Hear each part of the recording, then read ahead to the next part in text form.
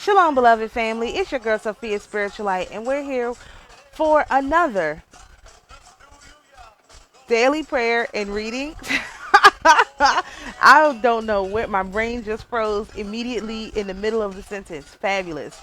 Thank you so much for being here. It is good to be here. We meet every day at Thummim and Sassur. We say a prayer, we read a psalm, and then we do a 3-card reading just to see what messages we can get from the angels, the Most High, and the Holy Mother. So, without further ado, all praise, all glory, and all honor go to the Most High, the King of Kings, the Lord of Lords, the great I am, loving kindness, the God of Abraham, Isaac, and Jacob, David, Enoch, Moses, and Solomon. We thank you for another day to have labored in the vineyard. We ask for permission to speak with the angels for just a few moments so that we can get a message that will allow us to be of better service to the Most High and to the kingdom. When we enter herein with all humility, let God the Almighty One enter into this place by entrance of an eternal happiness, of a divine prosperity, of a perfect joy, of an abundant charity, and of an eternal salutation. Let all the demons fly from this place, especially those who are opposed unto this work, and let the angels of peace assist and protect this place, from which let discord and strife fly and depart. Magnify and extend upon us, O Lord, thy most holy name, and bless our conversation and our assembly. Sanctify, O Lord our God, our humble entry herein, thou the blessed and holy one of the eternal ages. Selah. We say thank you to the earthly mother for always being with us, always guiding us, and always walking with us down the path of life. O divine mother, illumine me with divine wisdom, vivify me with divine life, and purify me with divine love, that in all I think and say and do, I may be more and more thy child. We acknowledge our older, wiser brother Yahushua and the perfect example he set of how to both climb the tree of life and conquer the tree of death. And to the angels, to our personal guardian angels, to the archangels, to the Council of 9, to the Council of 12, to the Council of 24, to the 24 elders, to the 42-letter name of the Most High, to the 72-letter name of the Most High, to the 144,000 angels on the council, to the 216 angels that sit atop the tree of life, to the entire administration of angels, and to all the angels whose names we know and the ones whose name we do not know. We ask that you come and be with us for just a moment and give us a message that will allow us to be of better service to the Most High and to the kingdom. Now let's read Psalm 16. Preserve me, O God, for in thee do I put my trust.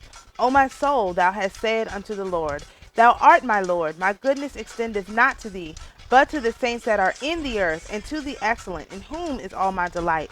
Their sorrow shall be multiplied that hasten after another God. Their drink offerings of blood will I not offer, nor take up their names into my lips. The Lord is the portion of mine inheritance and of my cup. Thou maintainest my lot. The lines are fallen unto me in pleasant places. Yea, I have goodly heritage. I will bless the Lord who hath given me counsel. My reins also instruct me in the night seasons. I have set the Lord always before me, because he is at my right hand, I shall not be moved. Therefore, my heart is glad, my glory rejoiceth, my flesh also shall rest in hope. For thou wilt not leave my soul in hell, neither wilt thou suffer thy Holy One to see corruption. Thou wilt show me the path of life. In thy presence is fullness of joy. At thy right hand there are pleasures forevermore. Selah. All right, so we have our Rota Mundi deck here, and of course this is our nighttime deck. It is not a beginner deck; it's an advanced deck because it has heavy Kabbalah themes, and so you're gonna have another book, or you're gonna have to research each card separately. The book that comes with it gives you the Kabbalah, but if you want to know the Torah part of it, you're gonna have to again have another book in order to understand what it says. So go to the website, leave us your email address, which is newly revamped. You will get a coupon for 10% off of physical orders and $5 off our upcoming courses, which our first course is this Saturday, and it is on Rhabdomancy, which is dowsing. So without further ado, all praise, all glory, and all honor go to the Most High, the King of Kings, the Lord of Lords, the great I am, loving kindness, the God of Abraham, Isaac, Jacob. We again ask for permission to speak with the angels for just a few moments so that we can get a message that will allow us to be of better service to you and to the kingdom. We say thank you to the Holy Mother for always being with us. We acknowledge our older, wiser brother Yahushai, and of course to the angels whom we've already called in. We ask that you give us a message that's clear, that's easy for us to understand, and that's easy for us to apply, so that we are able to be of better service to the Most High and to the kingdom. And when you give us the message, we will let the Most High know that you have fulfilled the covenant, so that you are giving credit for all of your hard work. We thank you so much for being with us. And while we are still not the perfect clients, we are doing our best to be at least a little bit better than we were yesterday. So we thank you again for all of your hard work. And we appreciate everything that you do. Actually, all right, let's just stop there. All right, so our first card, we got the Page of Swords, which is Squire, Discipline, Disciple, Alchemist. This is what we are. We're the disciples. We're the alchemists. Our next card. All right, so here we go with this thing again. Now we have the Five of Swords. I think this is Swords. Which is obstacle from outsiders. Last time we got this card, I mean, it wasn't this one, it was the Four. It was the obstacle from a female. This is from a male outsider. And then we have the Ten of Coins, which is our tree of life, the same way we do the blessing of the Sephiroth. This is the same one, because you see Tiferet just before the middle there. And so this is what we do. All right, so we're going to use our other book.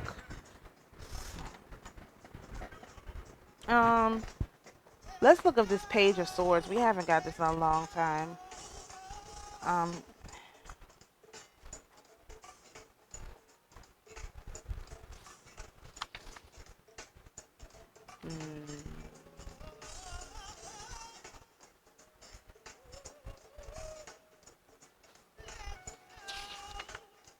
Yeah, that is the Five of Swords. So we're also still within our regular realm. All right, so the image is from something and shows aspects of the alchemical process. At the top is the white. Oh, see? I always forget. There we go. At the top is a white tent with the tetragrammaton written on it, representing the covering of God as related to the wedding canopy, the tabernacle, or the talit. It shows a man praying. At the bottom left is a man is shown working with an open book in front of him with the word labor written on it. Those images represent the alchemical axiom, ora et labora, work and pray. At the bottom right is an oh my gosh, work and pray. Y'all, that should just be our mantra. Wow. At the bottom right is an alchemist shown working within the laboratory, and with the words art natura, the natural art, with the tetragrammaton written on both sides of his head. The letter TSC stands for Philosophias something something, which is a pseudonym that the author wrote under. Again, the alchemical work is shown taking place inside a mountain, represent that alchemy is a process that takes place inside the individual. At the center of the image is the woman wisdom holding a stone with a fetus in it over her womb. The lines connecting from the stone to the sun and the moon represent the child being the result of the unification of God and Shekinah, or male and female polarities, depending on whether one is considering the microcosm or the macrocosm. Written on the pillar in the center are the words Hink Septina.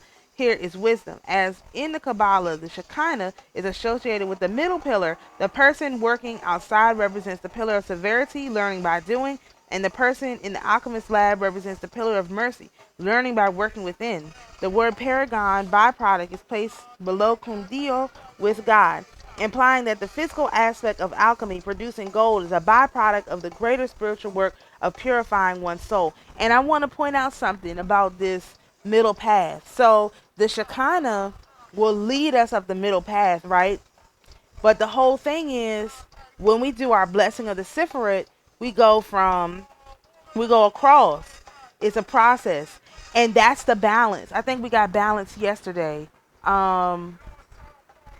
Equilibrium, yes. We got that last night. That's the equilibrium. It's not just going up the straight and middle path. Even to take the straight and middle path, you still have to have a little bit of each side. The problem is some people only learn by doing, or you have some people who only learn by, what's the other one? It was the Page of Swords.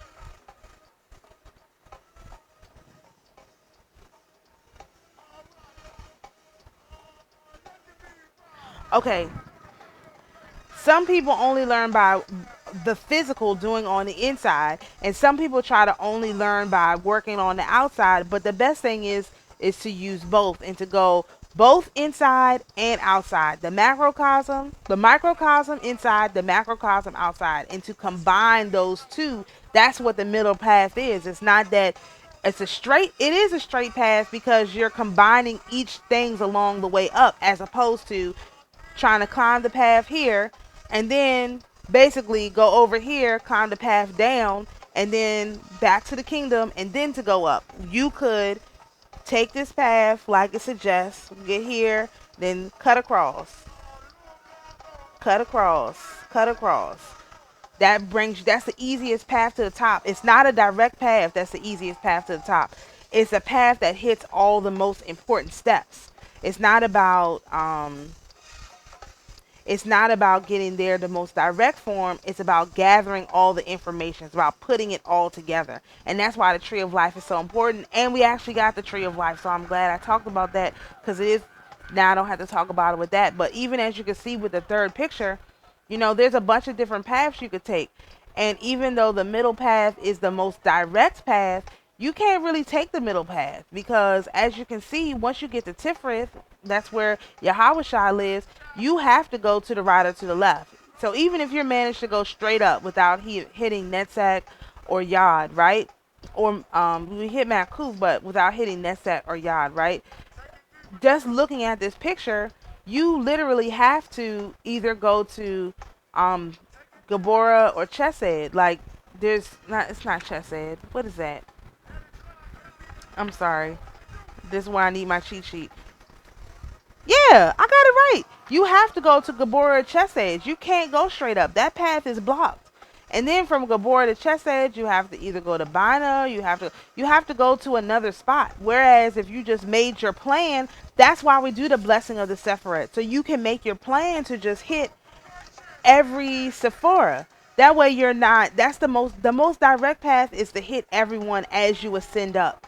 The least direct path is to go up learning yourself, go across, come down learning the Most High, and then come up the middle. Whereas if you just learn from each step along the way and look at it as steps, it's paths, but it's steps. If you just learn each step along the way, then it's actually the fastest way, because once you learn everything there is about to yourself, you get to this point and you think you're at the top, but you're not. So you could get stuck here. And it's the same thing. When you get to the top on this side, you think you're at the top, but you're not. You could be stuck here. And when you get here, because the splendor of Yahweh is so beautiful, that's beauty, you can think this is the top. But you're not. The top is Keter. So it's like something will happen if you just try to go straight, the straight and narrow path. It is a straight and narrow path, but it hits all the spots. That's what it is. All right. So let's look in here too, the page. Oh, same book. I hope that makes sense. It should. Let's look at the Page of Swords in here. Give us the keywords. Insightful, readiness for action, communication skills, and vigilance. Yeah, we got the Page of Swords not too long ago. So let's look at this Five of Swords. And remember, the Five of Swords is the external influence from a male. It's a male, devil representation, thinking that, trying to sell the fool the world, thinking that he owns the world, the bag of riches. It's obstacles from people, the demons that they send to attack us. And so we have to be, again, I always say, fight fire with a flamethrower. Stop being nice to people who want to see you dead. Like, stop it. Can we move on from that? Okay, so this card. The image of a struggle pits one against many, and if it is the querent who loses, then there's some embarrassment, but nothing that can be surmounted. That's why you have the fool. Even if the fool does make the deal with the devil, it's just embarrassing. He's stupid, but you can still surmount that, because the Most High, if you repent, obviously confess your sins, to the Most High, then you can be saved. You have to come to the Most High with fear and trembling. That's what He wants, a broken and contrite heart. So if that's the case, then of course, even if you take if you take the bait from the outside influences, it's not the end of the world. Unless you're Solomon, who he told, unless you serve another God before him. If you just take the bait from friends and family and stuff like that, it's not the end of the world. The problem comes in when you serve another God, worship another God before him, purposely. We were tricked, we were lied to, we were fooled, and once you learn the truth, you cannot go back. But, the people who do it willingly, those are the ones who have trouble, okay? All right, it may be the querent who bests the opposition or picks up their ideas for further development. Ideas and how others react to them or defense of a higher principle may be involved. If one person holds the swords of several others, a querent may be the one who is vicious rather than the one whose ideas were defeated. And this correlates with injured self-esteem, forcefulness gains goals, honorable struggle. Again, forcefulness gains goals. You fight fire with a flamethrower. You cannot sit back and let the demons torment and torture you. And it's the people who are sending the demons. The demons are not really, they're just doing their job, and people send them. You have to make those people who send the demons to you, they have to eat their words. They just have to. There's no way you can sit back and allow them to continue to torture you. And that's what we have to learn in this card, because as a disciple, we have the power over the elements, and you have to use that power. We have the power over the tree because we understand how to use the tree. It's our tree, They don't have their tree. They don't have a tree because inorganic beings don't have trees, right? We're organic beings. We're natural beings. We have trees. And therefore, we have to use everything on the tree of life and the tree of death. If we're given dominion over it, we have to use it to our ability and to our needs. That's why I always say I acknowledge Yahweh Shai for showing us how to both conquer the tree of life and climb the tree of life and conquer the tree of death, because he had to descend from the top, from the Keter, down through all the Sephira to Malkuth. And then when he was on the cross, he had to descend all the way down to the pits of hell to bring those people out. The souls that were taken before his time, he had to go all the way down to the bottom to take them out. That was his job. That's our job, is to save the people who are already all the way down in the pits of hell. That's our ancestors. We have to go down there and lift them up. And the only way we can know how to do that is through Yahweh Shai's example. Oh, all praises to the Most High. That's why the card keeps coming up, because we must go down to the bottom of the tree of death, and we must avenge our ancestors. And the only way we can do that is with the example of Yahweh Shai. So you need to go and read Matthew, Mark, Luke, and John 7 through 12. You need to go and read Matthew chapter 25 through 28 if you want to understand what that means. If you just want to get a glimpse at what that means. But it's irresponsible for us to be given the kingdom and to leave our ancestors who didn't know they were doing wrong stuck where they are. It's extremely irresponsible. We have to save them. There's no one else who's going to do it. And furthermore, we cannot take back the kingdom until we lift our ancestors, because our ancestors are royalty. In order for us to come into our place, we have to make sure they get to their place. It's the only way it works. All of this stuff is in vain if once we pass into the next life and we have to come back, incarnate into our same bodies in this same incarnation cycle, because we did not take care of our ancestors. We left our ancestors where they were. We cannot do that. We have to bring our ancestors out. We have to do our karma cleanses, not for us, not just for us, but for our ancestors. Our fasting is not just for us, but for our ancestors. We need them to be rescued. And right now, we have to be the Yahawashai of our family. We have to know how to climb the tree of life, which we've been learning about and doing all these different things, working with the angels, the Shekinah. They're the ones who help us climb. Now we got to figure out the tree of death. We got to figure out how to get our ancestors out of their position. Only way we can do that is taking back the kingdom. But the only way we can take back the kingdom is if we start the process of dealing with our karma and clearing our earth center star, our earth chakra, so that we can help our ancestors climb out from where they are. They are stuck. There's nowhere they can go. And because we didn't resolve those issues within our bloodlines, those things will continue. Some of you all are 9 people like me. This is what we are here for. We have to clear all the karmic debt that's left. And until we do that, we are not really going to be able to take back the kingdom or anything else. We have to clear the karma. That is what's holding us back right now.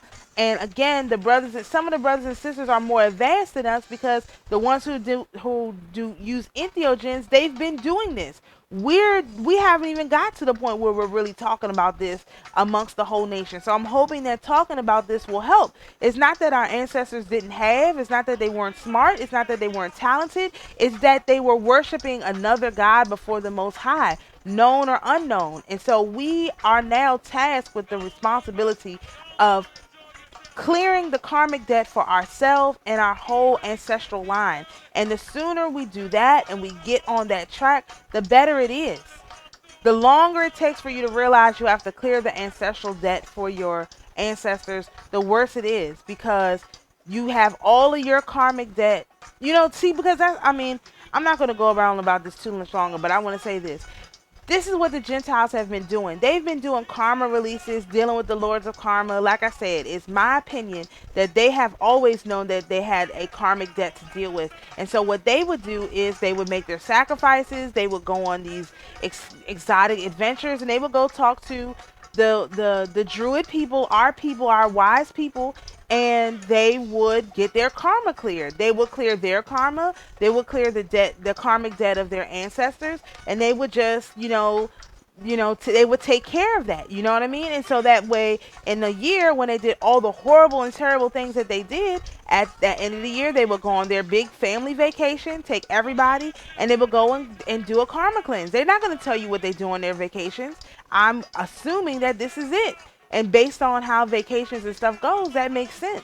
So all I'm saying is we have to do the same thing. We have to make it a point to go into nature, commune with the Holy Mother, and ask for the karma of our ancestors to be clear. You don't necessarily have to use a pendulum, like I'm saying. Like, I'm not saying that. What I'm saying is you have to do it. Whatever way the Most High leads you to clear the karmic debt for your ancestors, it must be done.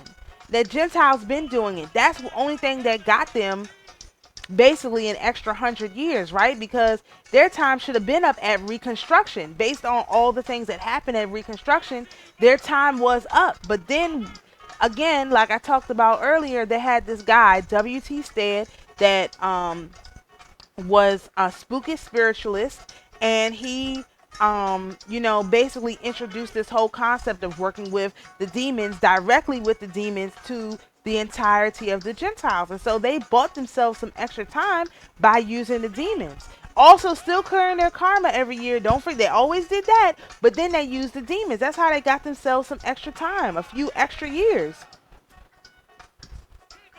Or their last 100 years should have been the start. They should have been falling off for a whole 100 years, because it took us a whole 100 years or so for us to fall off. So they should have been falling off for a whole 100 years. That hasn't happened. They've had an extremely rapid fall. Why? That's because they were doing these karma cleanses and all of this stuff to deal with their personal karma, so they weren't carrying such a heavy load as what we had. That's another thing that the church did, is they stopped us from dealing with the karma of our ancestors. Because if you just talk about karma, oh, that's witchcraft, it's the devil, it's this, then talk about your ancestors, oh, those are dead people, you worship dead people. No, I care deeply for my ancestors. I care so deeply for my ancestors that I don't want them to suffer at the pit of hell because they were worshiping another God when they did not know they were worshiping another God. They did good things. My ancestors did. They were good people, but they were worshiping another God before the Most High, and there's a penalty for that. And therefore, we are required to, if we want to ascend up, to deal with that. We can't just let that be. That's why the bloodline of Yahushua is so important. They go through, I don't know why the Gentiles left that. I kept thinking, why would the Gentiles leave in the bloodline? They went through extensive, they obscured a lot of stuff, you know, no doubt, especially like with Rahab, but they went through extensive, Matthew went through extensive lengths to explain the bloodline of Yahushua. Why is that? Because the ancestral karma all the way down to Adam had been cleared. Yahushua cleared the ancestral karma all the way back to Adam. Just understand that. And we also have to clear our ancestral karma all the way back to Adam, all the way back to Kava. Or, no, well, Yatzakad. All the way back to Yatzakad, all the way back to Kava. We have to clear our ancestral line. And so Matthew delineates all of those people so we can get a clear understanding that Yahushua cleared all of his ancestors were servants of the Most High with their heart, mind, and soul until the day that they died. His whole bloodline. We have to clear our bloodline in a similar way. We don't know if they were all servants. We know that they probably weren't. They served other gods whatsoever.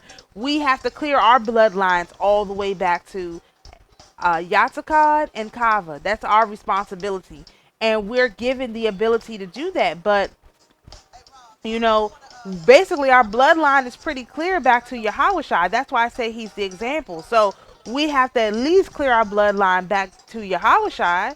You know, if we can't, that's the very least, is to clear our bloodlines back to Yahushua, because what he did, he you know, he saved the planet with his sacrifice by bringing the souls back up. So we have to, again, and some of us are not Hebrew Israelites, I understand that, or don't have are not children of light, which would be the best, are not natural. We're children of light by choice, because the light calls everyone, but only some people answer. So some of us are children of light by choice, not by ancestry. You have to clear, Gentiles and Jews is specifically what I'm talking about. You have to clear your ancestry all the way back to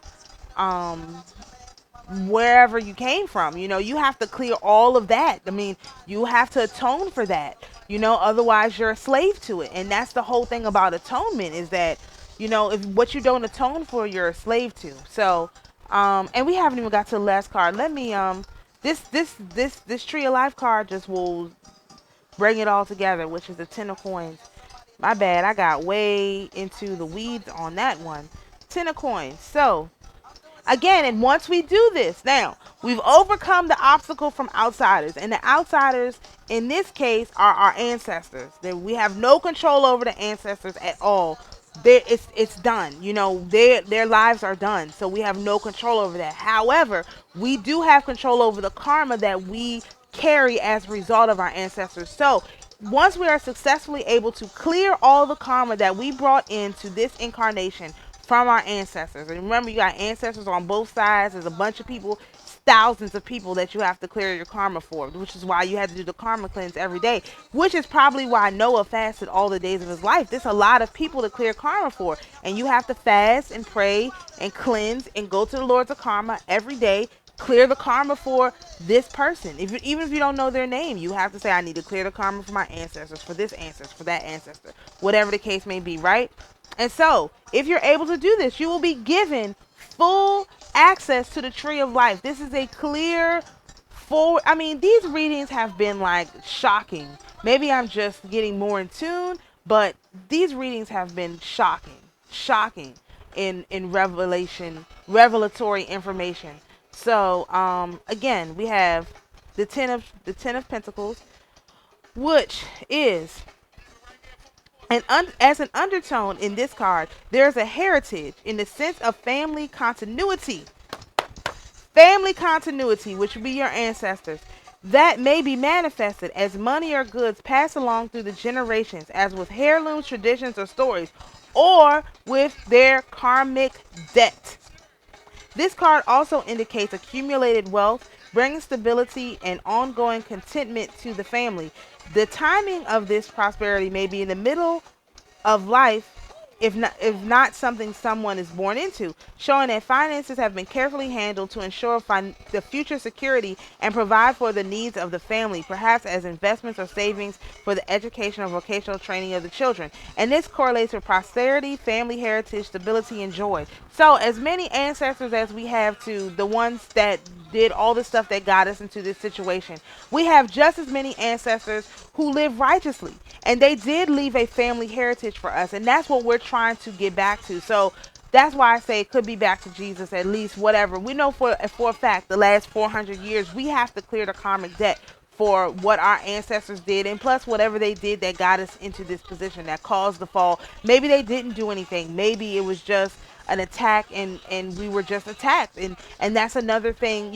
I don't know. I'm sort of on the fence about that now, but the point of the matter is, the ancestors before the attack, before the fall, they had great wealth and great riches.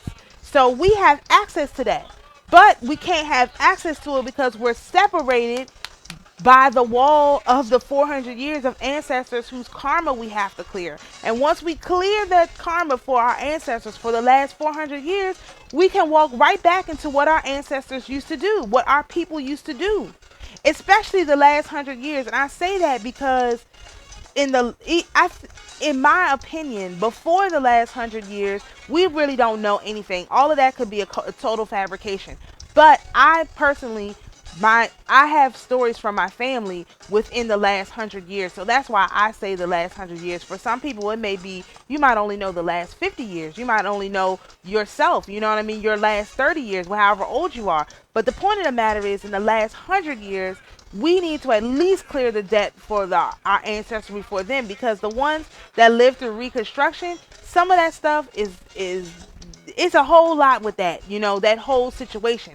But it seems to me that if we were able to get to the Reconstruction phase, that in fact we actually had a lot more access to our spiritual knowledge than they would let on, because we only got into this heavy church stuff in the last 100 years. It's not really more than 100 years old. Of course, you have some churches that say they're older than that, so on and so forth.